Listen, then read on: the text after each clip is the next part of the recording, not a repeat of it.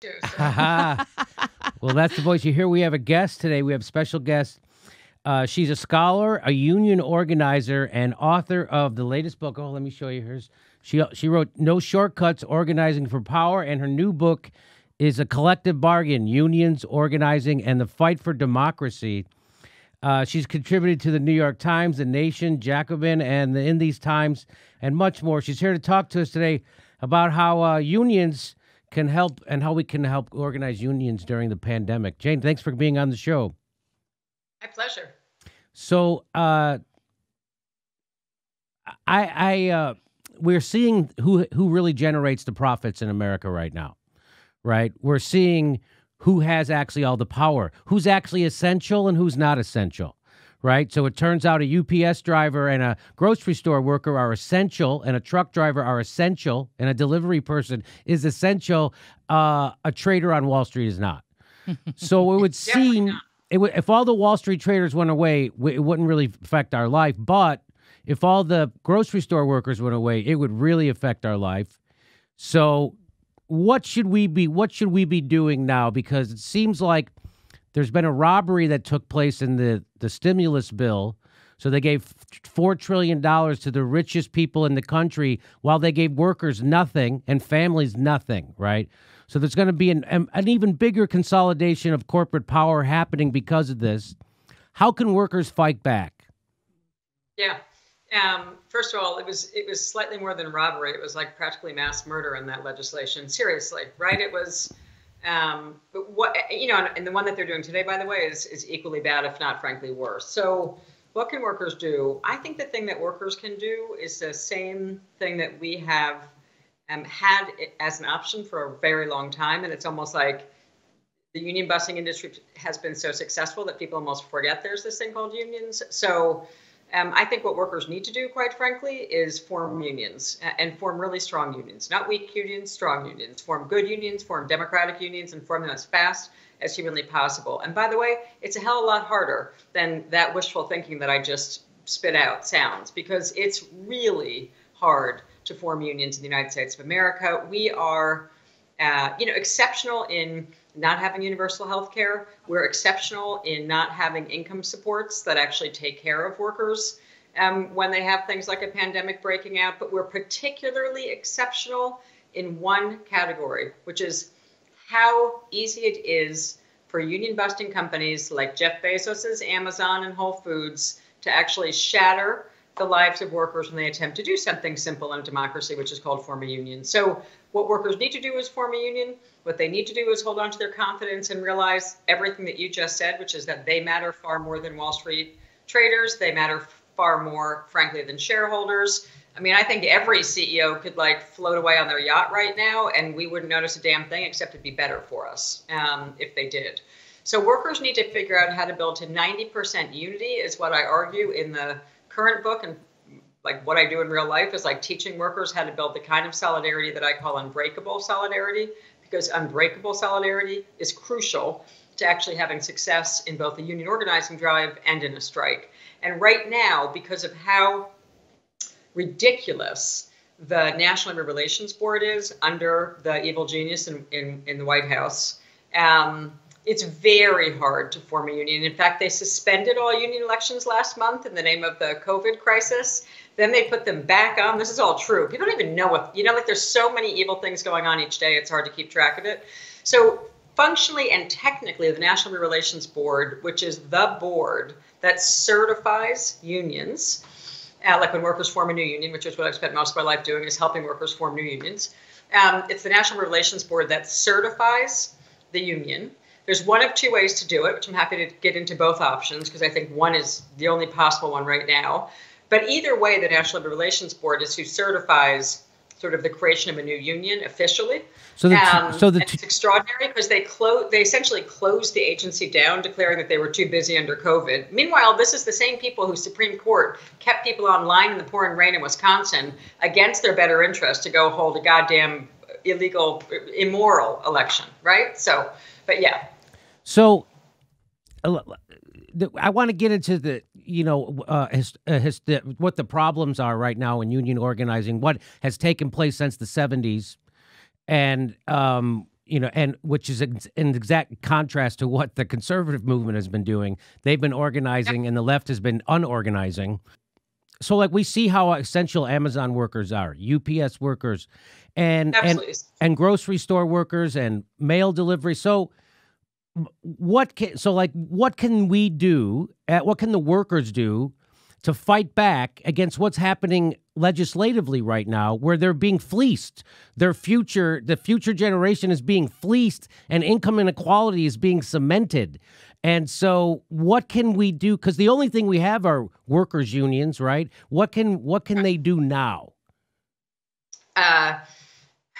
So there's a handful of things. There's a handful of like really important sort of set of methods, like how do we actually do it? Like, how do you produce a show? There's a way that we actually can produce a strike. So the way that you produce a strike is you have to build really high levels of unity and really high levels of structure. Now, those two things, by the way, are specific, and they are not rocket science, but they do take a little bit of practice, and it's smart to get some advice on how to do it. So the first thing that, if I'm working with a group of workers and they call up and they say, hey, we want to form a union, what do we do? There's a series of steps that we coach workers to take. The first one is get together with some other folks and come to a meeting, right? So the first thing that we're trying to do is help understand both who are these workers, what's the spread they have. So if it's an Amazon warehouse, for sake of argument, like do they have a worker in each part of the facility, or are they all concentrated in one area? So the first thing is try and build a cross section of workers across your entire workplace. Like, that's going to be key. You can't just be like, if you're in a hospital, it can't just be that the emergency room nurses want a union and no one else. So if the emergency room nurses were to call, and so, which I've taken that call many times in my life, calling to say, hey, conditions are hell, really hell now, but conditions are generally hell. We want to form a union. The first thing we're going to say is see if you can grab a cross section of workers from all the departments in the hospital before the first meeting. And that's going to help people begin to realize they got to talk to a bunch of their coworkers, and they got to talk to people carefully. What you don't want to do is trigger the boss if you can avoid it, right, early in the campaign. So you want to talk to coworkers that you know and that you trust about getting together in a meeting to form a union. That's step one. And look for a spread across departments. Step two, try not to prematurely out the campaign by talking to the wrong person. So you want to talk to safe people who people have had conversations with, and that you've had a pretty strong indication that they feel like the conditions are really, really, really bad. And then you want to start figuring out who among you are the workers who have the most trust among your colleagues. Now, this is the part that is least intuitive and in some ways most fundamental. Like, every campaign I've ever run and won and taught workers how to win, which are always like hell campaigns in terms of the tactics by the union busting. I mean, they're like, they come in suits, and they come in two kinds of suits, right? Like formal suits, and you don't really notice them when they're walking around the hospital or the facility or the Amazon warehouse. And then they come in like uniforms, meaning like the hired security guards. So, but either way, we say to people, the most important thing is that there's going to be fear used in the campaign. The employer's main weapon is fear and doubt. Usually it's doubt, then fear, and then if doubt doesn't work in fear, they try it all over again, right? And they up the stakes as they go, as we saw Amazon fired several workers just in the last few weeks, right? Standing up for themselves. So the thing you need to do is you have to build what we call an organizing committee, like small o, small c. The most effective organizing committee is going to be made up of workers who already have high trust from their colleagues. And those kind of workers are essential to actually both winning the campaign and being able to strike successfully, at least in the United States. I mean, I do a lot of work in Europe now too. Conditions there are quite different. But if you're in the United States of America and you are watching this, one, if you don't have a union, start trying to form one. Two, if you have one, if it's good, God bless you. If it's not, start making it better. But three, if you want to form a union right now in the United States, I'm going to argue the main way that you're going to do it is by being able to actually unite the majority of workers and walk off the job and do something called striking for union recognition. And this is largely because there's two ways to form a union. One is you can petition to have an election at the National Labor Relations Board. The other is called voluntary recognition. It's always been true since 1935 in the United States that workers had two ways they could form a union. I was trained by old school and brilliant people. So let me just say that I'm not telling you anything that I made up. You know what I mean? This goes way back to the 1930s. So I was trained by really brilliant mentors. I didn't realize it at the time. Every day that goes by, I realize it. And in the union I came out of, we were actually taught to prepare workers to strike for recognition. That's a rare union these days that's still teaching people the skill of actually walking off the job en masse and saying we're not going to walk back in until you get the employer to certify that there's a union. That's a strike for legal recognition. I'm going to argue that's the best option available right now. And in order to do it, what would really help workers right now, seriously help them, besides identifying the most trusted colleagues among their coworkers, because you need your most trusted colleagues when the fear starts. Let me just say why it's so important. When the boss comes in and says, we're going to fire the first worker, or when the boss starts calling mandatory what's called captive audience meetings, which they're legally allowed to do in the United States, unlike most countries, which means they bring all the workers in on paid time and start, showing like grainy footage from the 1930s and someone being murdered by a mobster or something, and then they tell you that's what unions are. When they start to do that, if you don't have a worker who isn't well-liked and well-trusted by their coworkers, standing up in a meeting to challenge the employer, they're going to have far less success than a worker who's actually well-trusted by their colleagues. So this is where the trust factor comes in.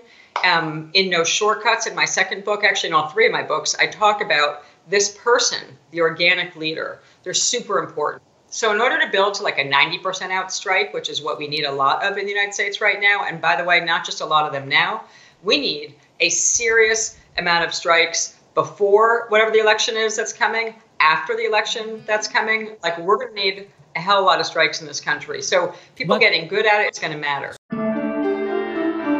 Hey, this is the part where I tell you where our live shows are, but there aren't any. And then I would tell you to go join our premium, but nobody has a fucking job. So why don't you just enjoy the video?